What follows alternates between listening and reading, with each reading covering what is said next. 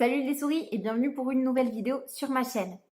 On se retrouve aujourd'hui comme promis pour le wrap-up des mois de mars et d'avril, c'est-à-dire le bilan lecture, en clair, qu'est-ce que j'ai lu durant les mois d'avril, de mars et d'avril.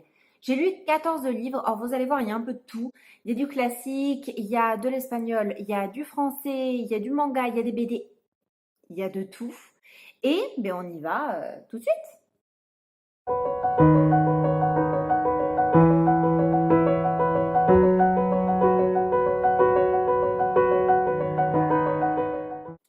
Alors on commence avec un mois de mars un petit peu plus conséquent que le mois d'avril, vous allez le voir. Donc voilà ce que j'ai lu et je vous montre ça de suite. Alors, j'ai commencé en premier avec un tout petit roman qui est 24 heures de la vie d'une femme de Stefan Zweig. Voilà, je crois qu'on prononce comme ça. Alors, comme vous voyez, vraiment tout petit roman, il fait 100. Il fait même pas 130 pages, donc voilà, vraiment la lecture toute petite. Pour ce qui est de l'histoire, on se retrouve en 1904. Et on va se retrouver donc dans la société du XXe siècle où, je ne vous spoile pas en vous disant ça, c'est vraiment la base. Une femme mariée, si je ne m'abuse, elle a même des enfants, je suis pas sûre de ça. Mais bon, une femme mariée, voilà, bonne société, tout ce qui est plus correct à l'époque, va disparaître du jour au lendemain et on remarque qu'elle va disparaître en même temps qu'un autre homme. En clair, elle s'en va avec un autre homme qui n'est pas son mari, elle fugue, elle disparaît en laissant tout derrière elle et ça va créer énormément de discussions au sein d'un petit groupe qui se retrouve dans un hôtel et qui va discuter de ce qui s'est passé. Évidemment, tout le monde outré par l'attitude de cette femme. Sauf une personne qui va avoir tendance à faire l'avocat du diable, le protagoniste qui va nous expliquer, qui va donner son point de vue, qui n'est pas forcément pour, mais qui n'est pas forcément contre non plus. Voilà, il est assez ouvert pour l'époque. Et l'une des grandes personnalités donc de l'hôtel, une femme d'un certain âge, qui est respectée par tout le monde, il faut le dire, donc vraiment, une femme, elle a la classe, eh bien, va lui demander de l'écouter et elle va vouloir lui raconter 24 heures de sa vie, donc 24 heures de sa vie de jeunesse.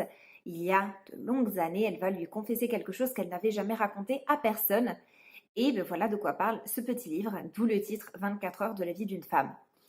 J'ai vraiment beaucoup aimé cette lecture. Pour ce qui est de la plume, c'était assez agréable. Et j'ai beaucoup aimé l'ouverture d'esprit parce que c'est vrai qu'on se retrouve quand même sur une écriture du XXe siècle où effectivement le genre d'attitude dont parle ici n'était pas du tout accepté. Déjà maintenant, c'est pas très accepté, mais alors à l'époque, vous imaginez. Donc évidemment, c'est un sujet qui est assez intéressant. On parle ici de la femme. De la femme du XXe siècle sous un point de vue qui n'est pas forcément celui qu'on voit tous les jours. Voilà, je vous dis rien d'autre parce que c'est un livre tellement court que je vous en dirai sûrement trop. Mais bon, si ça vous intéresse, si vous aimez bien tous les sujets féministes, voir aussi des livres sur la condition de la femme au XXe siècle, je vous conseille de lire, il est assez intéressant. Et au pire, c'est juste quasiment 100 pages, donc vous perdez rien à lire. Ensuite, deuxième lecture du mois de mars, évidemment, on ne pouvait pas passer à côté d'un petit Amélie Nothomb. Je vous préviens, ça ne va pas être le seul de la vidéo, je m'excuse. Ici, c'est une relecture, il s'agit de Ni d'Ève ni d'Adam. Et je veux le dire déjà là, maintenant, tout de suite, j'ai adoré cette relecture.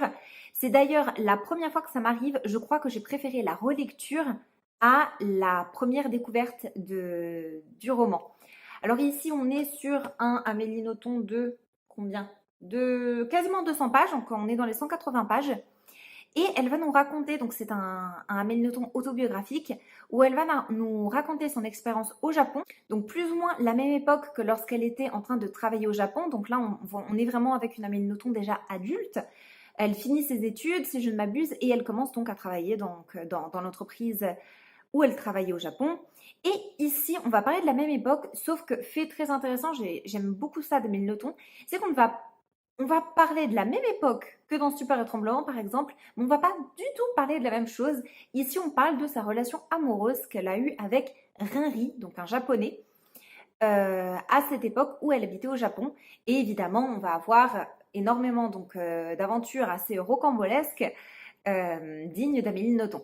J'ai vraiment adoré, j'ai vraiment beaucoup aimé. Je me rappelais pas, enfin je me rappelais de certaines choses de l'histoire, mais je me rappelais plus, enfin de l'histoire de sa vie. Mais c'est vrai que je me rappelais plus du tout de certaines choses. Je l'ai redécouvert et honnêtement, comme je vous dis, j'ai vraiment adoré par rapport à ma première lecture. J'ai encore plus aimé celle-ci, donc voilà, ultra contente. Et je vous le conseille, surtout qu'on voit énormément d'éléments de la culture japonaise. C'est pas seulement donc l'histoire d'amour entre elle et un japonais. Il y a vraiment beaucoup de choses de la culture japonaise hors entreprise, hors monde du travail qu'on va découvrir ici.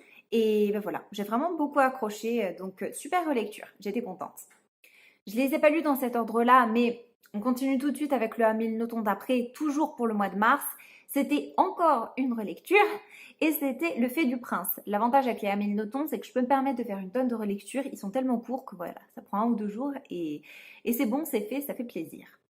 Pour ce qui est du Fait du Prince, nous avons, je vous dis à chaque fois les pages, nous avons moins de 150 pages, on est sur 140 pages. Et dans Le Fait du Prince, là par contre, c'est un roman, c'est une nouvelle en fait, donc fictive. Imaginez-vous, vous êtes chez vous, tranquille, posé, au calme. Tout d'un coup, il y a quelqu'un qui sonne chez vous qui vous dit « Je suis en panne, est-ce que vous pouvez m'ouvrir? J'ai besoin du téléphone pour appeler le dépanneur. » Ben, qu'est-ce que vous faites? Vous ouvrez la porte, sauf que malheureusement, la personne qui était en panne se retrouve en plein milieu de votre salon, le téléphone à la main et crise cardiaque à ce moment-là et il finit raide mort sur le tapis de votre salon. Vous imaginez la situation? J'espère que vous imaginez pas, hein. Moi perso j'imagine pas, mais c'est exactement ce qui va arriver au personnage principal de ce roman. Et il va prendre une décision assez étonnante, c'est-à-dire que j'imagine que vous comme moi, dans ce cas-là, on appellerait la police ou les pompiers ou une ambulance, enfin quelqu'un quoi. Et bien lui, il va décider de n'appeler personne. Voilà, je vous dis rien d'autre. Pour savoir ce qu'il va faire, vous n'avez qu'à lire le livre. J'ai vraiment beaucoup aimé. Tout ce que je peux dire, le petit bémol, c'était la fin. J'ai eu un petit peu de mal avec la fin. Enfin, c'est pas que j'ai eu du mal. J'aurais aimé autre chose. Voilà. Passons au classique maintenant. J'ai lu le grand, le célèbre, l'unique Shakespeare avec Roméo et Juliette. Alors, là, je sens que ne me jetez pas des pierres. Je sens que vous n'allez pas m'aimer maintenant, mais ça a été la grosse déception. Voilà. Ça a été la grosse déception et pourtant j'étais dégoûtée de mon propre avis parce que sur Instagram, il y a tout le monde qui m'a dit c'est génial, qu'est-ce que t'en as pensé? J'ai adoré, voilà, c'est magnifique. Ouais, et moi j'étais là, ouais, c'est pas mal, mais ouais. En fait, le truc, c'est que, bon, je raconte la synopsis, je sais même pas s'il y a besoin. Bah bon, voilà, Roméo, Juliette, famille et demie, ils tombent amoureux, ils peuvent pas être ensemble, c'est une tragédie. Tout le monde le sait. Limite, je vous spoile pas si je vous disais la fin, mais bon, on va pas le faire. Donc, qu'est-ce qui s'est passé avec cette lecture?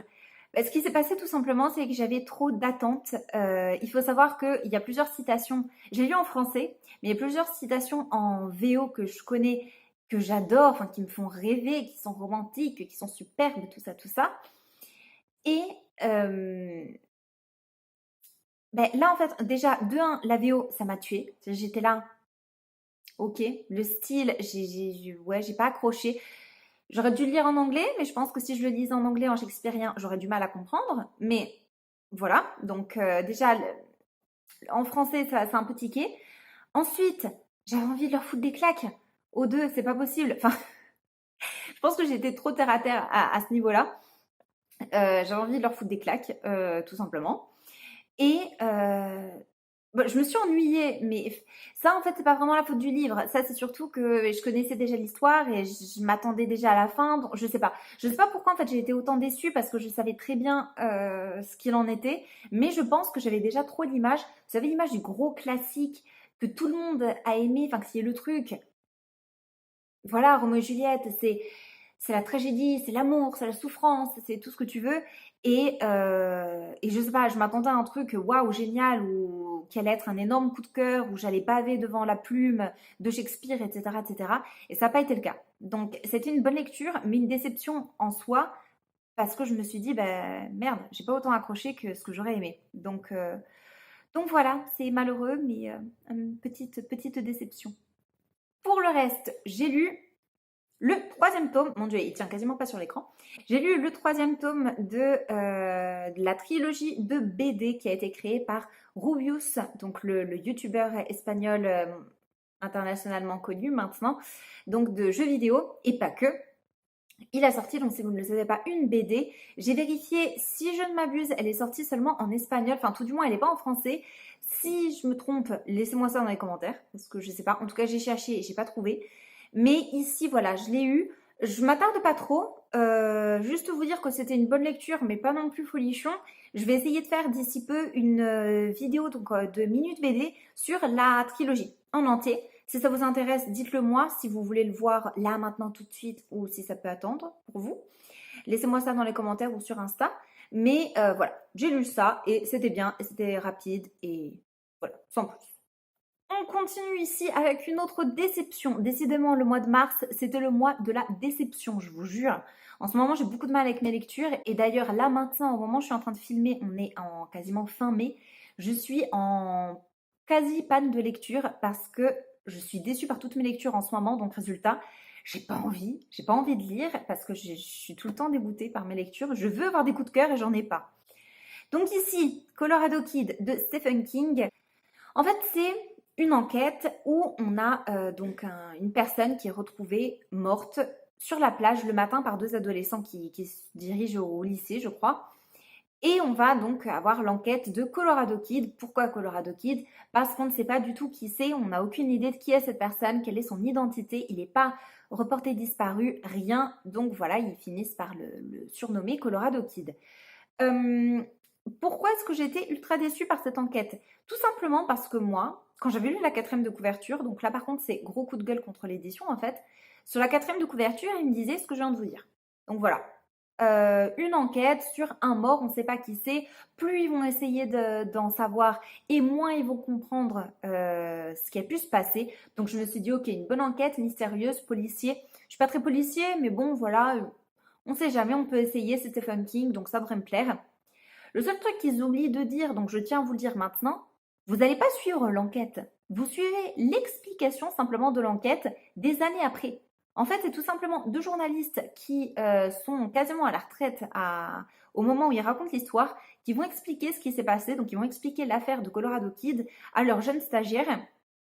Mais c'est tout. Je veux dire, on n'est pas du tout dans le feu de l'action, c'est juste les deux petits vieux qui racontent l'histoire qui s'est passée il y a, je sais plus si c'est 10, 20 ans auparavant. Donc j'ai été ultra déçue parce que moi je voulais un truc avec de l'action, je voulais un truc qui bouge. Et non, et pas du tout. Donc heureusement, bon, c'est pas long. Donc bon, dans mon édition, c'est 150 pages. C'est une édition de poche, donc vous voyez, elle est vraiment pas gros. Donc heureusement, ça allait vite, mais voilà quoi. Juste grosse déception pour ça parce que je m'attendais pas du tout à ça. C'était une lecture qui était plate. Je pense que si j'avais été préparée dès le départ, j'aurais pas été déçue, mais j'aurais peut-être pas lu aussi. Et là, voilà. Donc j'ai lu ça et j'étais là, mais elle est où l'action? Elle est où l'action? Et l'action n'est jamais arrivée, je tiens à vous le dire, malheureusement. Là, nous avons la 7e vague qui est l'avant-dernier livre que j'ai lu au mois de mars.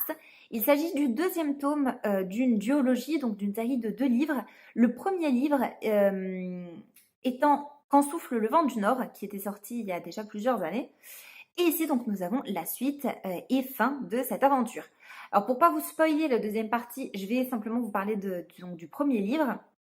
On est sur des romans épistolaires particulier, parce que c'est épistolaire sous format d'email, mais c'est quand même épistolaire. Donc il n'y a vraiment aucune partie narrative. Il n'y a que des échanges d'emails entre deux personnages, un homme et une femme. Donc, une femme, tout simplement, un jour, va envoyer un email et va se tromper dans l'adresse email. Je crois qu'elle oublie un point ou qu'elle met un point en plus. Enfin voilà, une petite faute d'orthographe toute bête qui fait que l'email est envoyé à quelqu'un d'autre. Ce quelqu'un d'autre lui répond tout simplement, vous vous êtes trompé d'email. Et suite à ça, ils vont commencer à avoir une correspondance alors que ce sont deux personnes qui ne se connaissent pas, qui ne se sont jamais vues. Et heureusement, les deux sont francophones, parce que maintenant que j'y pense, s'il y en avait eu un qui était autrichien et l'autre danois, quoique autrichien et danois, ils auraient pu parler peut-être. Non?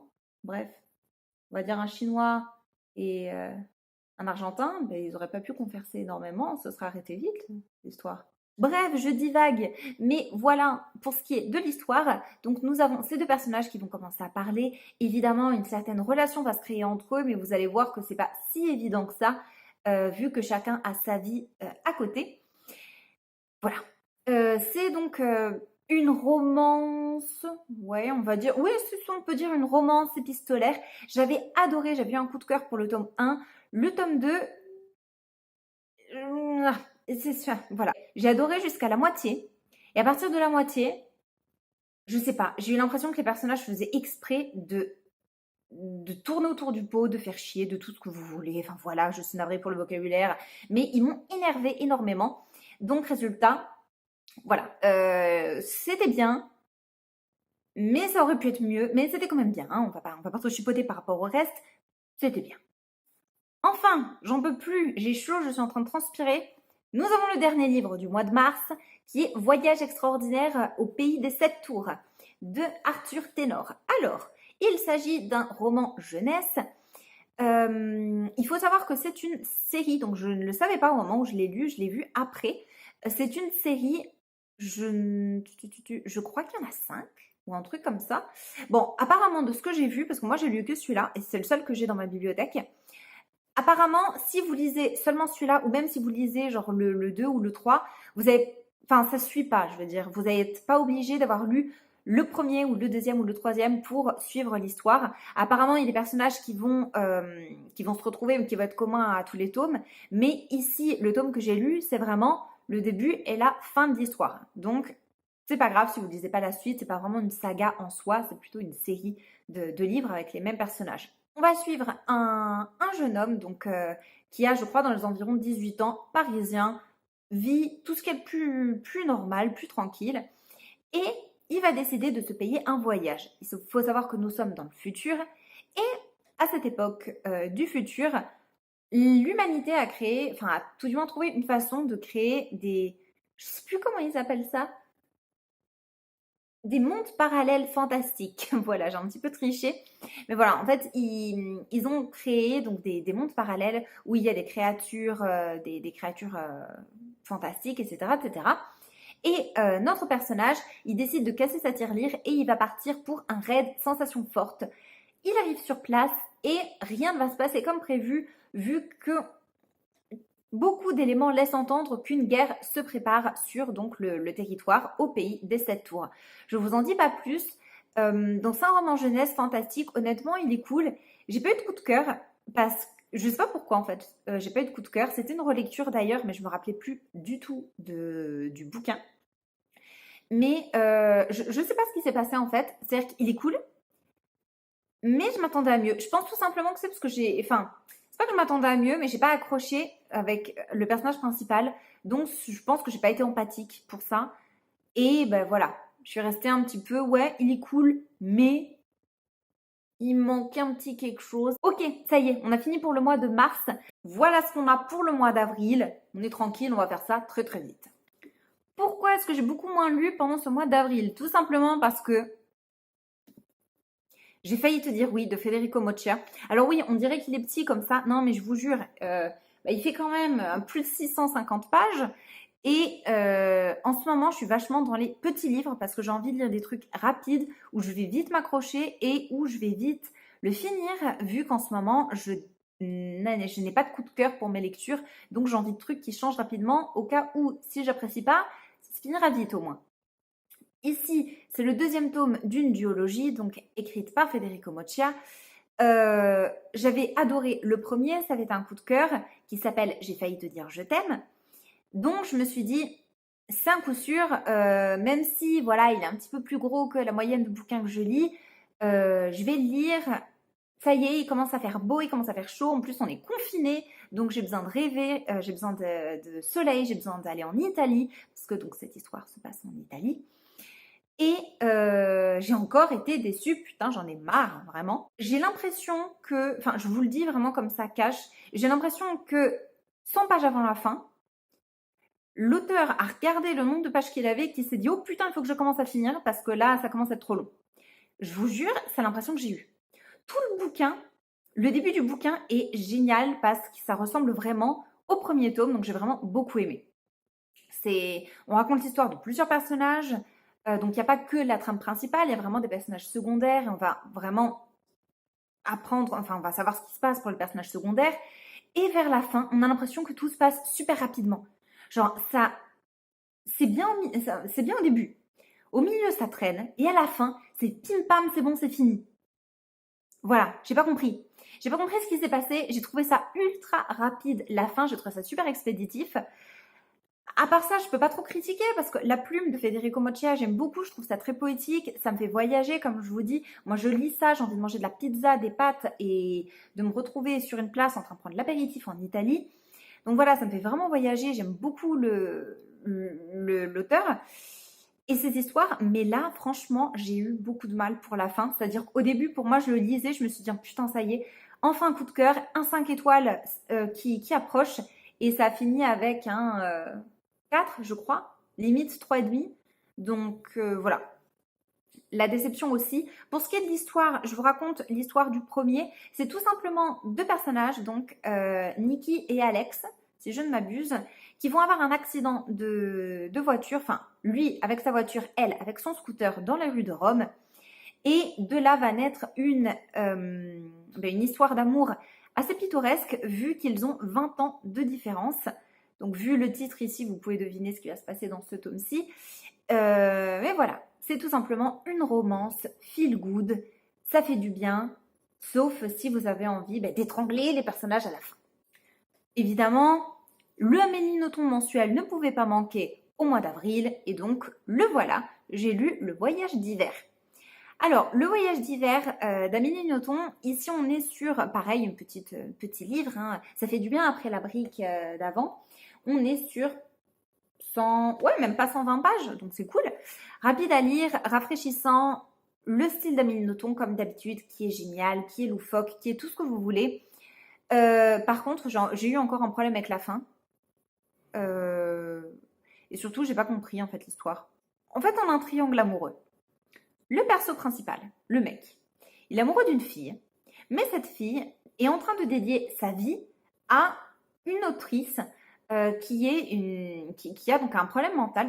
Et donc suite à ce problème amoureux, suite à cette déception, vu que la fille ne lui consacre pas autant d'attention qu'il aimerait, il va décider de faire un attentat, il va décider d'exploser un avion sur la Tour Eiffel. Voilà, l'histoire en tant que telle, j'ai vraiment adoré le roman. Par contre, j'ai pas compris la liaison entre l'un et l'autre. Nous avons ensuite ce livre-ci, donc Le mystère de la crypte ensorcelée d'Eduardo Mendoza. Ici, je l'ai en version originale, donc parce que c'est un roman qui a été écrit en espagnol. En théorie, j'étais censée lire pour les cours. Je l'ai enfin lu le mois dernier. Je suis fière de l'avoir lu. Ça va pas changer ma vie, malheureusement. C'est un bon roman, mais ouais, il m'a laissé un petit peu indifférente, malheureusement. Alors, pourquoi? Parce que ici, on se retrouve on est au XXe siècle, si je ne m'abuse dans l'histoire. On va suivre un personnage, je ne me rappelle plus quel âge il a, mais le personnage principal, il est jeune, il est enfermé dans un asile de fous. C'est asile bar correctionnel. Enfin, ça m'a fait penser à, pour ceux qui l'ont lu ou qui l'ont vu, à l'Orange Mécanique au début. Parce qu'il est dans un asile, bar correctionnel, parce qu'il a fait des choses qui n'étaient pas bien lorsqu'il était jeune. Ça m'a vachement rappelé l'Orange Mécanique. Enfin bon, bref. À part ça, rien à voir. Qu'est-ce qui se passe dans cette histoire? Eh bien, ce personnage principal, ils vont l'appeler, ils vont venir le voir. Donc, une bonne sœur ainsi qu'un inspecteur de police vont venir le voir donc à l'asile parce qu'ils vont avoir besoin de son aide. Il y a une fille qui a disparu, une jeune fille dans un pensionnat religieux qui a disparu en plein Barcelone. On ne sait pas du tout où elle est passée. Toutes les portes étaient fermées à clé. C'est impossible de disparaître de cet endroit. Et bien, elle, en plein milieu de la nuit, elle a disparu. Et on ne sait pas où elle est. Pourquoi est-ce qu'ils vont voir ce mec qui est enfermé dans l'asile, qui dit quel est le rapport? Alors, de un, parce que cette histoire est déjà arrivée il y a des années avec une autre fille et on n'a jamais... La fille était réapparue comme ça, comme une fleur, sans savoir de quoi il s'agissait, comme si elle avait jamais disparu. alors qu'elle avait disparu genre 24-48 heures, quoi. Mais non, pour elle, non, rien ne s'était passé. Et ils ont besoin de quelqu'un qui puisse, en clair, enquêter dans les bas-fonds de Barcelone sans pour autant compromettre ni le pensionnat religieux, ni l'État, la police, etc. Donc, résultat, ils se disent, on va chercher quelqu'un qui, s'il se fout dans la merde, en clair, ce sera son problème, et vont chercher le pauvre protagoniste en lui promettant que si tu arrives à résoudre cette histoire, si tu arrives à savoir ce qui s'est passé, on te donnera la liberté, on dira comme quoi t'as une bonne conduite et on te fera sortir de l'asile. Donc voilà, il est un petit peu en conditionnel, il le laisse sortir pour mener l'enquête et voilà, on va essayer de découvrir où est passée cette fille qui a disparu avec le personnage principal. Donc l'histoire en tant que telle est cool. D'ailleurs, quand je la raconte, je me rends compte que c'est beaucoup plus cool que la sensation que j'ai eue du livre. C'est juste que, voilà, j'ai trouvé ça un petit peu plat. Il y a beaucoup de rebondissements, mais je sais pas, j'ai trouvé ça plat. Enfin, il manquait quelque chose pour que ce soit un coup de cœur. C'est une bonne lecture, mais sans plus. Alors enfin, une lecture qui m'a quand même pas mal plu, et heureusement parce qu'on arrive à la fin de la vidéo, c'est celle-ci. Donc il faut sauver Athènes d'Alice Leader. C'est un roman historique, jeunesse. J'ai vraiment beaucoup aimé l'idée parce que je trouve qu'il y a peu de romans historiques qui sont vraiment jeunesse. Là, c'est même pas young adulte, c'est jeunesse. Et j'ai vraiment beaucoup aimé. Alors, pourquoi j'ai aimé? Je vous dis la synopsis. Tout simplement, donc, dans la Grèce antique, nous suivons l'histoire d'une jeune fille, donc, dont la grand-mère est prêtresse d'Artémis. Elle va décider de faire une quête au travers de la Grèce pour parler aux dieux, essayer de comprendre qu'est-ce qu'ils veulent lui dire, est-ce qu'ils ont un message pour elle, parce que les Perses sont en train d'envahir petit à petit la Grèce et que tout le monde commence un petit peu à flipper sa race. Parce que les Perses arrivent. En clair, elle est orpheline, elle a seulement sa grand-mère. Sa grand-mère lui dit, tu ne peux pas venir avec moi. Donc, elles partent de l'île où elles habitent et la jeune fille va se retrouver à Athènes chez son oncle.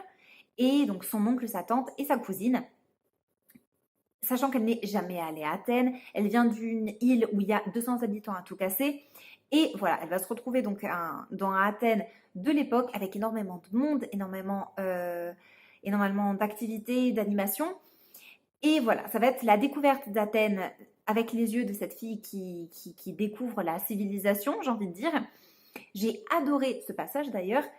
Et on va se rendre compte qu'il y a une histoire de complot en plus, une petite magouille comme ça.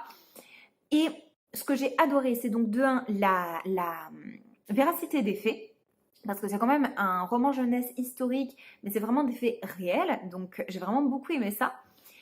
Les descriptions qui sont faites de l'agora, des temples, j'ai trouvé ça superbe quand même à lire. Et surtout, j'ai adoré le fait que quasiment tous les personnages importants sont des femmes. C'est assez impressionnant parce que c'est rare, je trouve. Enfin, il y en a de plus en plus. Mais ici, on est vraiment dans un roman historique jeunesse et en plus, on va dire à tendance féministe. Alors, ça revendique pas l'état de la femme à cette époque, etc. Mais quand je dis féministe, c'est vraiment des personnages principaux qui sont féminins, donc des femmes, qui sont super géniales. Alors, ce sont pas des héroïnes, c'est pas des guerrières, c'est rien de tout ça, c'est des femmes normales. Une, voilà, qui est l'étrangère, qui connaît rien. L'autre, qui est la femme qui est enfermée chez elle parce que c'est une femme de la haute société. Une autre qui va être handicapée.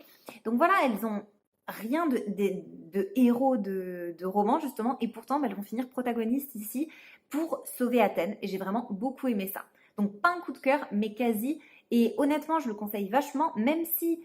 que ce soit pour des jeunes ou des moins jeunes, ça m'a pas gêné l'âge du personnage, elle a 13 ans je crois, ça m'a pas du tout gêné. Honnêtement, j'ai vachement accroché à cette histoire et je peux que vous la conseiller. Et ma dernière lecture, je vais même pas vous en parler, je vais vous mettre l'autre vidéo dans le petit i. C'est Hideout, oui, vous l'avez vu, c'est le manga que je vous ai présenté dans la dernière minute manga. D'ailleurs, si vous n'avez pas vu la vidéo, comme je vous dis, allez voir ça. C'est une relecture parce que je l'ai lu un certain nombre de fois ce manga. J'ai adoré. Là par contre oui, c'est un coup de cœur, enfin. Manga seinen, donc lecture pour adultes, lecture même plus de 18 ans parce qu'on a des scènes assez choquantes niveau gore. Donc c'est une histoire qui fait peur, comme vous pouvez voir à la couverture. Et voilà, je vous laisse aller découvrir ça. C'est enfin enfin tout pour aujourd'hui, mes souris. J'espère que vous êtes toujours là. J'espère que la vidéo vous a plu. N'hésitez pas à me dire dans les commentaires ce que vous voulez. Dites-moi surtout si je suis la seule à avoir des problèmes de lecture comme ça. Vous l'avez constaté, j'aime aucune de mes lectures en ce moment. Enfin, j'aime, mais il y a toujours un mais. Dites-moi si je suis la seule dans cet état parce que ça m'énerve de ne pas pouvoir vous présenter un roman en disant « c'est un coup de cœur, j'ai adoré ». Non, j'ai pas de coup de cœur. J'ai des bonnes lectures, mais j'ai pas de gros coup de cœur où je suis à fond sur le bouquin et ça m'énerve. Donc voilà, sans plus tarder, je vous fais de gros bisous. Je vous dis à la semaine prochaine. Passez un bon dimanche, prenez soin de vous et profitez de ce superbe déconfinement et du beau temps qui arrive, je l'espère. Des gros bisous, à bientôt. Ciao!